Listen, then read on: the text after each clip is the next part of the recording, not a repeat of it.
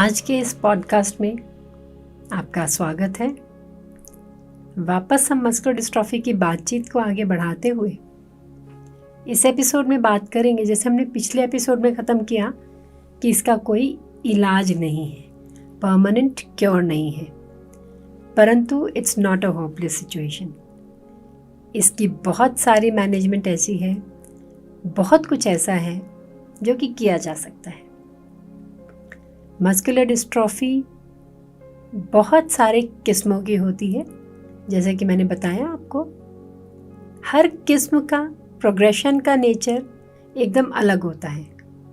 मान लीजिए DMD है, ड्यूशेन मस्कुलर डिस्ट्रॉफी, तो वो थोड़ी तेज़ी से बढ़ती है, परंतु उसमें भी ऐसा है कि अगर अपन सही मैनेजमेंट सही वक्त पर कर लें, जैसा कि एकदम शुरू में पता चल जाए कि ये मस्कुलर डिस्ट्रॉफी है, तो हमें सबसे पहली चीज़ फिजियोथेरेपी पर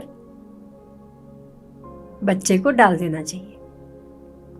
चाहे वो कोई भी टाइप की मस्कुलर डिस्ट्रॉफी है, फिजियोथेरेपी सभी मस्कुलर डिस्ट्रॉफीज में कारगर है। ये जितनी भी बातचीत मैं कर रही हूँ यहाँ पर, ये सब हमारा एक्सपीरियंस है। हम लोगों का जो पिछले 30 वर्षों का एक्सपीरियंस है, उस एक्सपीरियंस को लेकर मैं बातचीत कर रही हूँ कि कोई भी टाइप की मस्कुलर डिस्ट्रॉफी हो, उसमें फिजियोथेरेपी बहुत ज़्यादा रोल प्ले करती है।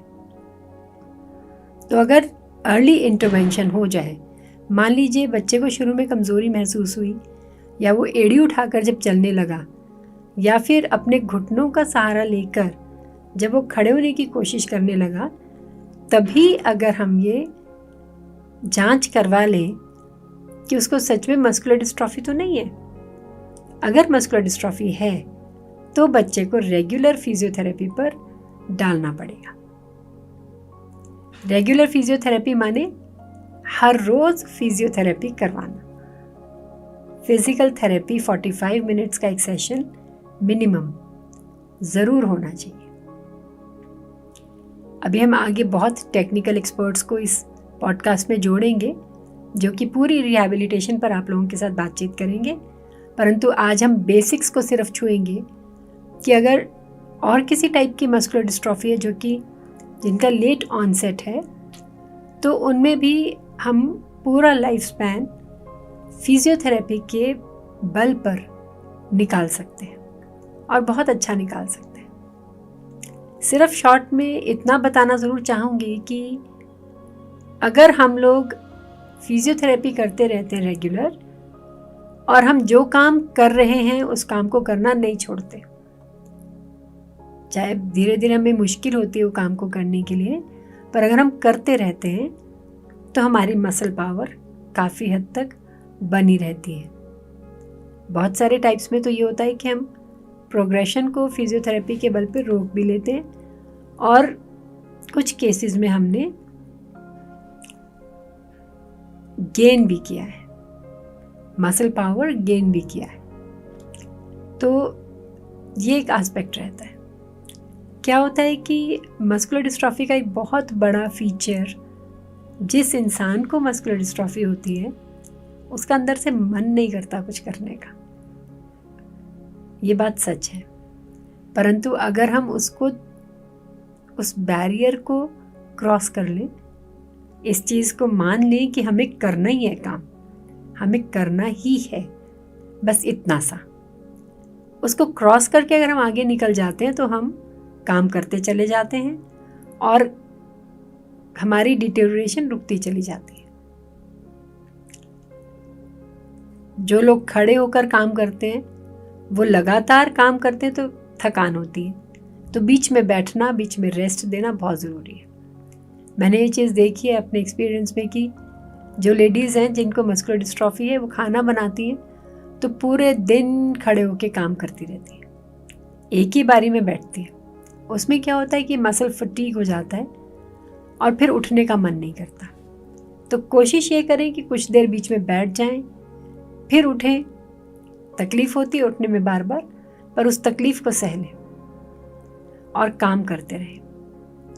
काउंटर पर काम कर रहे हैं तो खड़े होकर काम करें, बैठें, बीच में रेस्ट करें।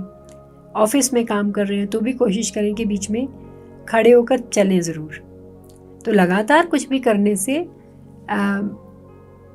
थकान मसल्स को हो जाती है, जो कि हमें चाहिए कि हम उनको ना थकाएं।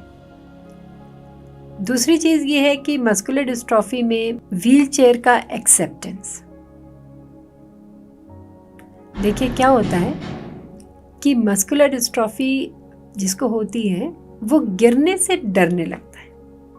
ये बहुत बड़ी चीज़ है जो मैं आपको बताने लगी हूँ कि गिरने के डर की वजह से हम लोग चलना छोड़ देते हैं। चलना हमको नहीं छोड़ना चाहिए। घर के अंदर हम जो भी काम कर रहे हैं वो काम करते रहें, स्लो पेस में करेंगे पर करते रहें। ड्रेसअप होने में टाइम लगता है, कोई दिक्कत नहीं है। दूसरों को 5 मिनट लगते हैं, हमें 1 घंटा लगता है, कोई बात नहीं। 1 घंटा पहले से अपना काम शुरू कर दें। फ्रस्ट्रेट मत हो, बस इस चीज़ को एक्सेप्ट कर लें कि हमें टाइम ज़्यादा लगता है। इसी तरह से हम लोग बाहर आना जाना छोड़ देते हैं कि एक तो ये कि वॉकिंग बहुत खूबसूरत नहीं होती, जिस तरह से हम चलना चाहते हैं वैसे नहीं दिखते। तो बाहर आने जाने के लिए व्हील चेयर का इस्तेमाल करें। Wheel chair is a beautiful gadget, बहुत सेफ है। जब आप व्हील चेयर पर बैठ जाते हैं तो आप कितना भी कहीं तक भी जा सकते हैं। नो डाउट कि हमारे कंट्री में अभी बहुत ज़्यादा एक्सेसिबल इन्वायरमेंट नहीं है, परंतु फिर भी आप बाज़ार जा सकते हैं। जितना हो सकता है अपने घरों को एक्सेसिबल कीजिए। इतना सा ज़रूर कीजिए कि आपके घर के अंदर और बाहर आप आराम से व्हीलचेयर से निकल सकें। और या फिर अगर आप चलते हैं तो सीढ़ी पर रेलिंग ज़रूर लगा लें। और अगर आपका घर फर्स्ट फ्लोर पर है तो कोशिश करके किसी भी तरह अपने घरों को ग्राउंड फ्लोर पर लाने की कोशिश करें। इन द लॉन्ग रन ये बातें बहुत बहुत ज़्यादा मायने रखती हैं। घर से निकलने से पहले हमको सोचना नहीं पड़ेगा। अगर हमारे पास धीरे धीरे करके पैसा इकट्ठा करके या सॉफ्ट लोन्स लेकर बैंकों से हम पावर्ड व्हीलचेयर ले लेते हैं तो ज़िंदगी और भी स्मूथ हो जाती है। फिर तो बिल्कुल ही सोचना नहीं पड़ता। तो कोशिश करके अपने घरों को छोटा मोटा रेनोवेशंस करके अपने हिसाब से रेनोवेट करवाइए। टॉयलेट सीट्स को ऊंचा करके बनवाइए।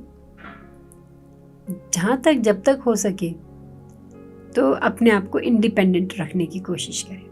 ये एक बहुत महत्वपूर्ण एस्पेक्ट है मस्कुलर डिस्ट्रॉफी का। मैं आपको एक छोटी सी कहानी सुनाऊंगी कि एक शॉपकीपर थे, रोज़ दुकान पर जाते थे स्कूटर पर बैठकर किसी के साथ। उनको ऐसा लगता था कि किसी को पता ही नहीं है कि मुझे मस्कुलर डिस्ट्रॉफी है। एक वक्त क्या हुआ कि उनका फ्रैक्चर हो गया तो 21-22 दिन घर पर बैठना पड़ा।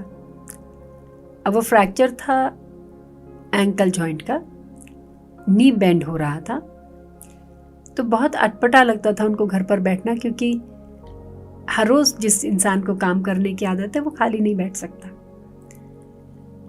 तो उनको ये कहा गया कि आप व्हीलचेयर पर बैठकर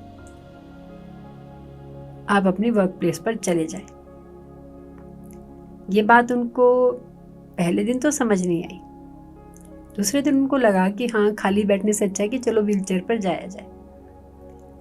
व्हीलचेयर पर चले गए। जाते वक्त उनका कहना था, मुझे लगने लगा कि हर इंसान मुझे देख रहा है, सब जने मुझे ही देख रहे हैं। किसी तरह मुंह छुपाकर कैप पहनकर वो पहुंचे दुकान पर और पूरे दिन दुकानदारी करी, घर आ गए। अगले दिन फिर वो थोड़े झेपे हुए थे। तीसरे दिन उनको लगा कोई मुझे नहीं देखता, मैं ही अपने आप में कॉम्प्लेक्स पाले हुए हूँ कि सब मुझे देख रहे हैं। इस बात को एक्सेप्ट करना बड़ा ज़रूरी है कि दुनिया को पता होता है कि तुम्हें कोई प्रॉब्लम है। हम अपने आप को अगर छुपाने की कोशिश करते हैं तो ये हमारी गलती है। तो इस तरह से उन्होंने व्हीलचेयर पर रेगुलरली शॉप में जाना शुरू कर दिया। डिपेंडेंसी उनकी दूसरों के ऊपर स्कूटर चला के ले जाने वाली ख़त्म हो गई।